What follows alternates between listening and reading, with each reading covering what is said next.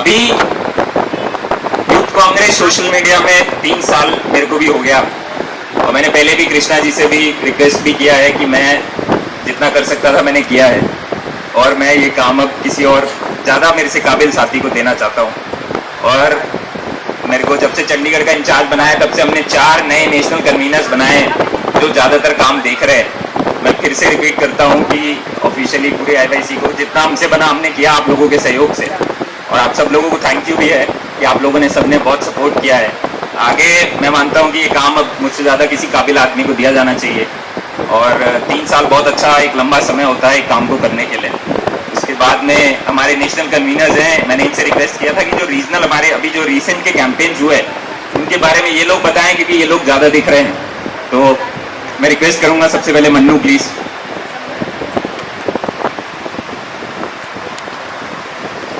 सभी साथियों को नमस्कार। मैं कुछ कैंपेन पे बात शुरू करने के पहले अपना एक 30 सेकंड में अपने बारे में बात बताना चाहता हूँ। शायद आज इस कैंपस में खड़े होना मेरे लिए एक बहुत गर्व की बात है कि आज मैं उस परिसर में खड़ा हूँ, उस नेशनल एग्जीक्यूटिव मीट में खड़ा हूँ जिस यूथ कांग्रेस का इतिहास पुराना है। क्योंकि मैंने जब मैं 2015 तक नौकरी करता था गुड़गांव में, मैं यूथ कांग्रेस में जुड़ा तो I started as assembly general secretary of social media team, not as assembly general secretary of the organization. I joined as assembly general secretary of the social media team. वहां पे जब मुझे काम करने का मौका मिला, लीडरशिप ने काम करने का मौका दिया मुझे, उसके बाद जिम्मेदारी मिली, मुझे जोन कोऑर्डिनेटर बनाया गया NSY की ओर से, फिर मुझे NSY से स्टेट कोऑर्डिनेटर बनाया गया। NSY के स्टेट कोऑर्डिनेटर बनने के बाद मैं काफ़ी समय तक काम करता रहा। फिर वैभव सर एक बार भोपाल आए थे और भोपाल में उन्होंने मुझे मिलने बुलाया, काफ़ी समय तक पुश किया कि मैं यूथ कांग्रेस ज्वाइन करूं, लेकिन मैं भी अड़ा हुआ था कि मुझे NSY ने सब कुछ दिया, मैं यूथ कांग्रेस के साथ क्यों हूँ। फिर एक हमारा डील हुआ कि ठीक है मैं NSY से रिजाइन नहीं करूंगा, मैं यूथ कांग्रेस का भी काम करूंगा, और मैंने NSY का स्टेट कोऑर्डिनेटर में उस टाइम था और यूथ कांग्रेस का भी स्टेट कोऑर्डिनेटर था। There was a time in 2018 जब मध्य प्रदेश में इलेक्शंस का आया, कमलनाथ जी PCC प्रेसिडेंट बने। आई वॉज प्रिविलेज, मैं लकी था कि जब कमलनाथ जी का फर्स्ट मीटिंग हुआ तो मुझे वहाँ पे रिस्पॉन्सिबिलिटी दी गई कि जो इलेक्शन का वॉर रूम है, I was suppose to head that war room and I was heading that war room. जो भी स्ट्रेटेजी थी, कंटेंट थे, I was working on that. लेकिन मैंने यूथ कांग्रेस से रिजाइन नहीं किया था, मैंने NSY से रिजाइन नहीं किया था। At the same time I was the general secretary for the MPPCC social media team. So basically I was working for all 3 frontals in Madhya Pradesh at the time of elections का result उस समय शायद थोड़ा सा हम पीछे रह गए, धक्का खा गए। मैं उस समय IYC की नेशनल टीम के साथ भी काम कर रहा था। Then I got a opportunity to work in election in Haryana. Then I came to Delhi. Krishna sir, Srinivas ji given me responsibility of Delhi Youth Congress as a co-in-charge. I started working. That was the time मैं दिल्ली में first time एक दिन से ज़्यादा रुका था बहुत सालों बाद। वो इलेक्शन का समय था। इलेक्शन के समय के बाद जितना हो सका हमने कोशिश करी और दिन रात रह के यहाँ पे सोशल मीडिया टीम को मजबूत करने का हमने काम किया।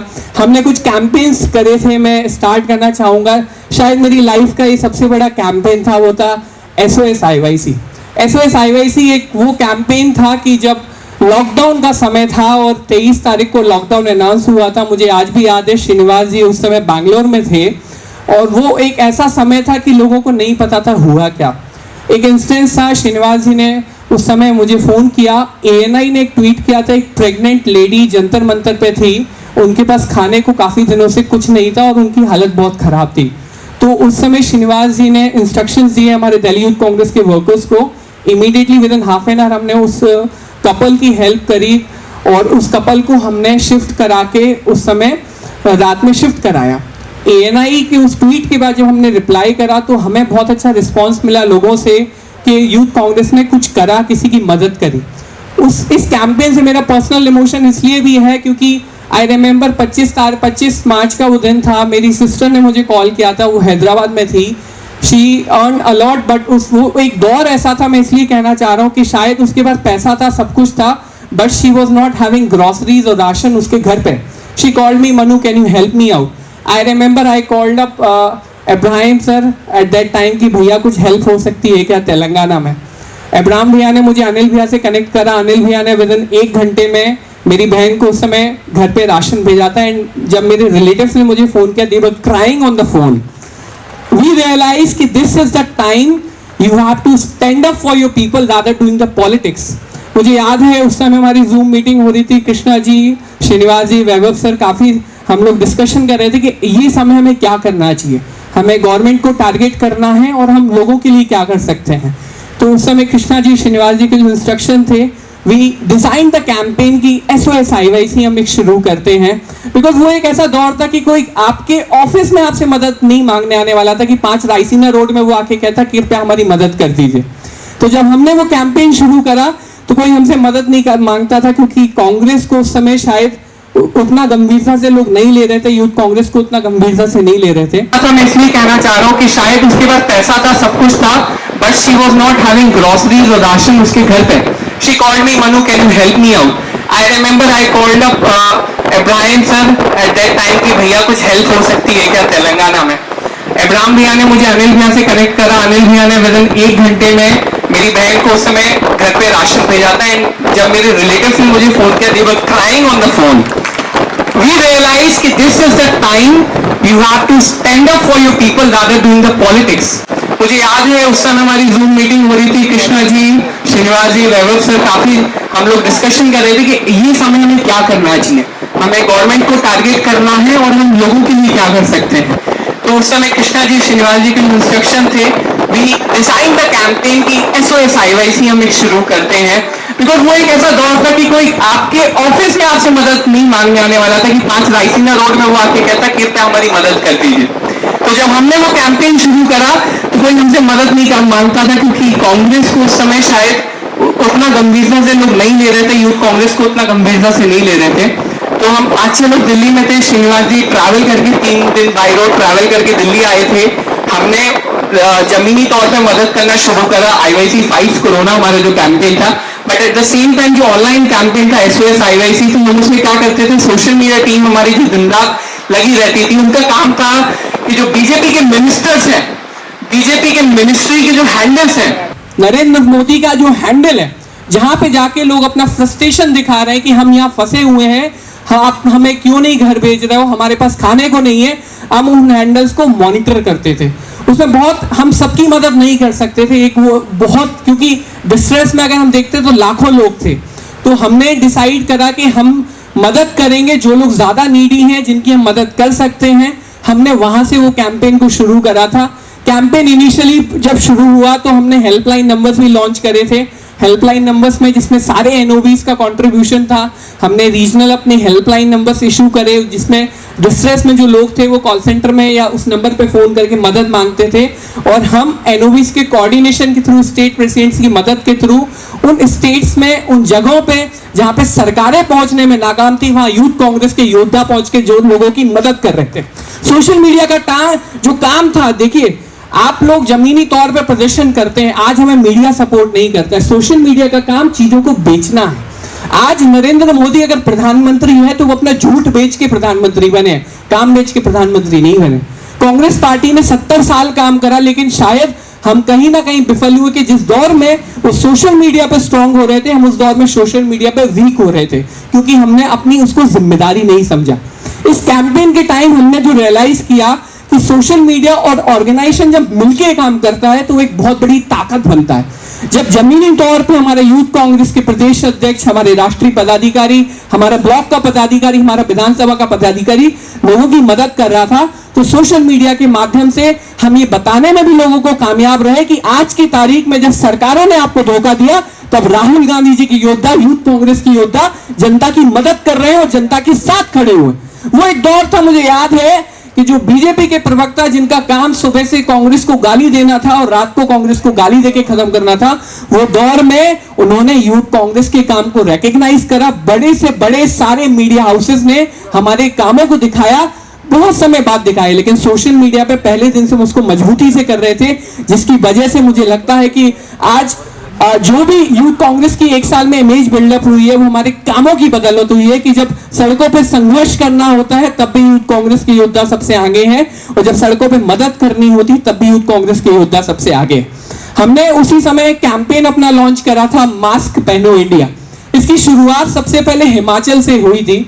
उस समय चूंकि बहुत सारे लोग जो बेरोजगार हो गए थे, जिनके पास रोजगार नहीं था, काफी लोग ऑफिस में, मुझे याद है श्रीनिवास जी जिस समय मिलने आते थे कि हम टेलरिंग का काम करते थे, हमारे पास काम नहीं है, तो उस समय यूथ कांग्रेस ने प्रण लिया कि हम 1 करोड़ मास्क बनाएंगे पूरे देश में, जिससे लोगों को रोजगार भी मिलेगा और कोरोना के समय उनकी मदद भी मिलेगी। मास्क पहनो इंडिया हमारा जो कॉन्सेप्ट, 1 करोड़ मास्क का हमने लक्ष्य लिया था। करीब 90 लाख से ज्यादा हमने मास्कों को ना सिर्फ बनाया बल्कि उन लोगों तक हम ले जाने में सक्षम हुए जिन लोगों के पास मास्क और सैनिटाइजर जैसी सुविधाएं उपलब्ध नहीं थी। तो ये हमारा एक बहुत बड़ा कैंपेन था, जिससे राहुल जी ने भी जिस कैंपेन की सराहना करी, मास्क पहनो इंडिया। तो एक क्रिएटिव कैंपेन था जिसमें सोशल मीडिया के माध्यम से हम लोगों को इंस्पायर कर रहे थे कि आपको मास्क पहनना जरूरी है, आपको अपने आसपास के लोगों को रोजगार देना जरूरी है, और उसी समय जमीनी तौर पे हम लोगों की मदद भी कर रहे थे। हम उसको सिंक करके काम कर रहे थे, इसी वजह से कैंपेन बहुत सक्सेसफुल था। उसके बाद एक हमने कैंपेन शुरू करा था जीएसटी फ्री कोरोना। ये यूथ कांग्रेस ने इस इशू को आइडेंटिफाई किया था क्योंकि सरकारों की पॉलिसी हमें पता है किस तरीके से लॉकडाउन हुए, किस तरीके से उन्होंने, उसके बाद उनका कोई एक्शन प्लान नहीं था। तो वो दौर था जब सैनिटाइजर पे 18% टैक्स लिया जा रहा था, मास्क पे 5% टैक्स लिया जा रहा था, और विभिन्न तरीके के जो प्रोडक्ट हैं जिनसे जिंदगी बचाई जा सकती है उन पे सरकार उन पे कमाई करने का काम कर रही थी। इस इशू को किसी ने हाईलाइट नहीं करा था। यूथ कांग्रेस ने इस पे रिसर्च किया, यूथ कांग्रेस ने इस पे बाकायदा कंटिन्यू कैंपेन चलाया था जीएसटी फ्री कोरोना, जिसके बाद सरकार को घुटने टेकने के लिए मजबूर होना पड़ा था और बहुत से प्रोडक्ट्स पे जीएसटी को ना सिर्फ हटाया गया बल्कि उनको कम भी करना पड़ा। तो सोशल मीडिया की ताकत है कि अगर हम प्रधानमंत्री सोशल मीडिया के माध्यम से बनाया भी जा सकता है तो इस देश में सरकारें सोशल मीडिया के माध्यम से गिराई भी जाएंगी। ये इस पे हमें काम करना है। उसके बाद चूंकि IYC फाइट्स कोरोना, इस कैंपेन के बारे में कुछ कहने की ज्यादा जरूरत नहीं है।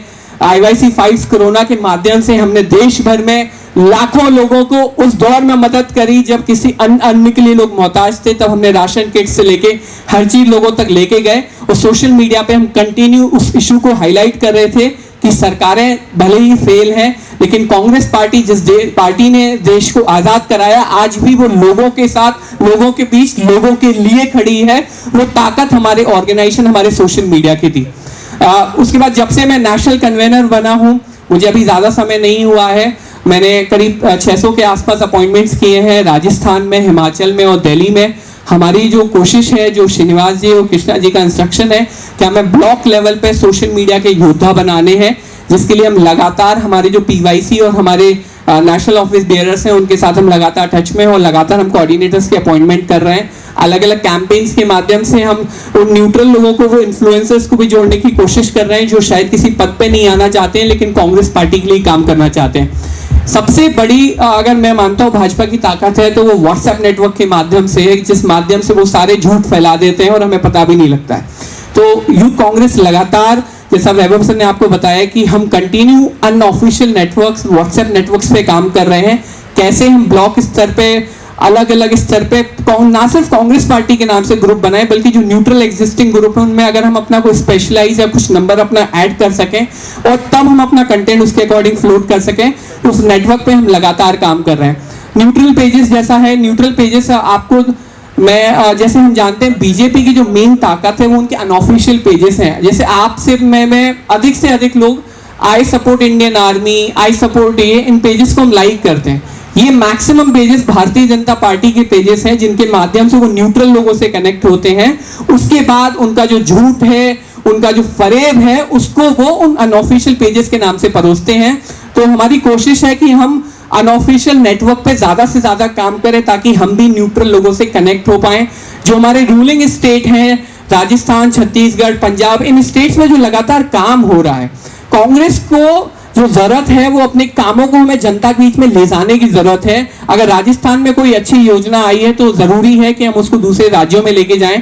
तो मेरा एक प्रयास है, हमने राजस्थान में काफी कंटेंट हमने उसमें बनाया इस माध्यम से, और उसको IYC और लगातार बाकी स्टेट्स में भी हमने पुश करा है कि कांग्रेस की सरकार ने वहां पे क्या जनता के लिए जनहितैषी काम करें, उनको हम लगातार पुश कर रहे हैं। राहुल जी की इमेज पे बीजेपी ने लगातार जो झूठ से हमला करा है उसको सच के साथ हम लगातार, राहुल जी के जो बातें हैं, जो राहुल जी ने हमेशा कहा है, उन चीजों को हम आगे ले जाने की कोशिश कर रहे हैं ताकि हम अपने नेता के लिए लगातार खड़े हो पाए। सेटअप वॉर रूम जो हमारा है, हमने राजस्थान में जब से मैं बना हूँ राजस्थान में कंटिन्यूसली ऑफिस में हमारे सोशल मीडिया के लोग बैठते हैं, उसमें ग्राफिक डिज़ाइनर भी है, उसमें अदर भी है, वहाँ पे फाइनेंशियली हम उसको इस तरीके से मैनेज किए हुए हैं कि हम अपने लोगों को सैलरी भी दे पाएँ और हम अपना कंटेंट खुद बना पाएँ ताकि हमें किसी पे डिपेंडेंट ना होना पड़े। तो राजस्थान में हमने कर दिया, हिमाचल में हम कोशिश कर रहे हैं कि वो चीज़ हम लगातार करें। मैं 2-3 चीज़ें इसमें कहना चाह रहा हूँ कि सबसे पहले स्टेट्स में वॉर रूम बनाने की बहुत ज़्यादा ज़रूरत है। देखिए, अगर आप अपना सामान नहीं बेचेंगे तो कोई दूसरा आके आपका सामान नहीं बेचेगा। अगर जो स्टेट प्रेसिडेंट्स हैं और जो इंचार्जेस हैं, मैं आपसे रिक्वेस्ट करूंगा कि अगर आप सोशल मीडिया को एक अपने परिवार का सदस्य मानते हैं तो आप हमारी मदद करें कि वहाँ पे हम अगर वॉर रूम नहीं बना सकते हैं, अगर फाइनेंशियली उतना साउंड नहीं है, तो एटलीस्ट हम वहाँ पे ग्राफिक डिज़ाइनर और हमारे जो ऑपरेटर्स हैं उनकी सैलरी का इंतजाम कर पाएँ ताकि हम स्पेसिफिक 24/7 सोशल मीडिया प्रोफेशनली वहाँ पे स्टेट्स में रन कर पाएँ। उसके बाद लगातार मैं जब भी हम स्टेट्स में लोगों से बात करते हैं तो एक कंप्लेंट होती है हमारे सोशल मीडिया के लोगों की कि हमें स्टेट्स की मीटिंग में हिस्सा नहीं बनाया जाता है। तो मेरी आप लोगों से रिक्वेस्ट है कि अगर स्टेट्स की आपकी मीटिंग हो रही है, स्टेट एग्जीक्यूटिव मीट हो रही है, तो प्लीज़ सोशल मीडिया के हमारे जो कोऑर्डिनेटर्स हैं उनको भी इन्वॉल्व करें ताकि वो भी उस चीज़ को अपना हिस्सा समझें और दिल से काम करें। उसके बाद एक कंटेंट शेयरिंग हमारा एक बहुत बड़ा हिस्सा है जिस पर हमें काम करने की ज़रूरत है। ज़्यादातर लोग संगठन में हो या संगठन के बाहर हो, उनको लगता है कि सोशल मीडिया का कंटेंट शेयरिंग कराने की जिम्मेदारी सिर्फ सोशल मीडिया के लड़के की है। नहीं साहब, सोशल मीडिया के लड़के की जिम्मेदारी सिर्फ कंटेंट शेयर कराने की नहीं है। आपके पास, जिनके पास मोबाइल फ़ोन है, आप सभी सोशल मीडिया पे एक्टिव हैं और आप सभी इस पार्टी के समर्पित कार्यकर्ता हैं और आपकी भी जिम्मेदारी बनती है कि आप उस कंटेंट को शेयर करवाएं। अगर राहुल जी कुछ कहते हैं तो उसको जन जन तक ले जाने की जिम्मेदारी सोशल मीडिया टीम के साथ आपकी भी है। तो ऑर्गेनाइजेशन का उस चीज़ में हमें सपोर्ट चाहिए ताकि हम ज़्यादा से ज़्यादा लोगों तक पहुँच पाएँ। और सबसे लास्ट में सोशल मीडिया का एक दिल में गुरेज होता है बहुत से लोगों को। अगर आप नीचे लेवल के सोशल मीडिया के बंदे से बात करेंगे, उनको लगता है कि सोशल मीडिया का लड़का जो आपकी फ़ोटो खींचता है, आप उसको सिर्फ फ़ोटो खींचने वाला समझते हो बॉस। वो बहुत गलत है। सोशल मीडिया के जो भी लोग हैं उनको आपको अपने परिवार का हिस्सा समझना चाहिए, क्योंकि वो बंदा आपके लिए दिन रात काम करता है। आप परिवार की तरह काम करेंगे, आपके लिए दिल से काम होगा। Thank you so much.